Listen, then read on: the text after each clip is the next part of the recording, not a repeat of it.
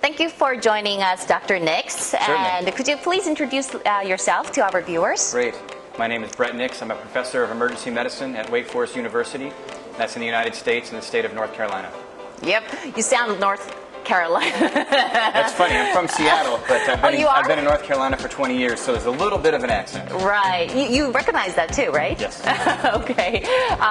Yes, I would like to come up with a little small talks. Sure. What you think about ICEM 2019? It's wonderful. The committee that's put this together has done a tremendous job. From the opening session with a lot of the Korean influence, not just in the food, but in some of the entertainment, to the organization as well. Obviously, this area of the city and most of the city, outstanding. I did have a chance to sneak out on the subway and head into Myeongdong and go participate with some of the food carts and some of the other areas, and was able to go and visit the palace and put on the traditional garb and walk around. It was amazing how many of the local Koreans love to have their picture taken with someone who's a foreigner in your traditional attire. Right, so it's been wonderful. We actually enjoy watching that too. Wasn't it hot from the weather? And it got hot after a while. Yes. Oh, it did. Yeah. Yes. My next question will be really related to your job. Sure. You're a professor, and at the same time, you mentioned about the importance of leadership development, right?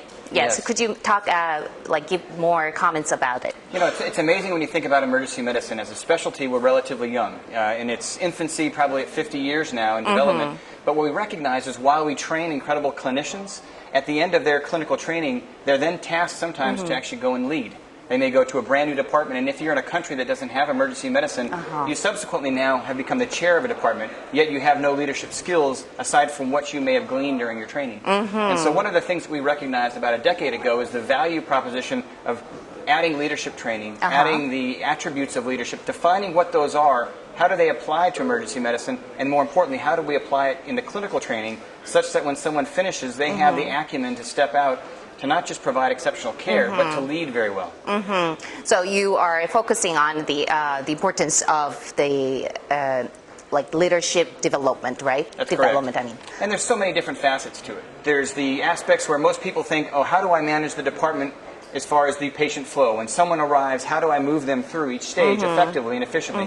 How do I ensure quality of care? How do I ensure the appropriate documentation? How do I discuss with families the challenging situations we face? And then, as many others have stated as well, how do we do this across the entire paradigm of healthcare?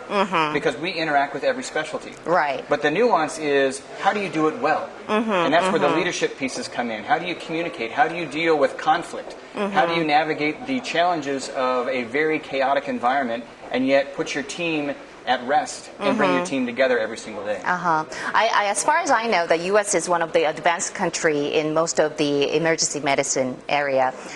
What is your opinion about the emergency medicine in U.S.? It's interesting. The U.S., Canada, the U.K., very early adopters of emergency medicine as we know it today. And when you look at it, what it is right now, we continue to refine the process. And it's very resource dependent. Many of the questions we ask ourselves has to do with some of the discussions in the plenaries yesterday. What about end-of-life care? How do we build that in? Sometimes are we doing more than we would otherwise choose? I think Dr. Tintinelli shared real briefly, as did Dr. McCarthy as well, the specific details that many physicians, if they were coming in with a substantial injury or end-of-life issue, would choose to have less done than perhaps what we do now. And so in the U.S., we're struggling with that and trying to understand what does that mean going forward. And at the same time, just like everywhere in the world, we deal with the common things of high volume, aging populations, and an increasing and challenging issue with psychiatric patients. Thank you so much for your comments. Any last words for our viewers? I want to thank the people of Korea for having the ICEM 2019 here. It's been absolutely amazing. The hospitality is incredible, and the people are absolutely wonderful. Thank you very much. Well, thank you. Thank you for joining our interview. Absolutely. Thank you very much.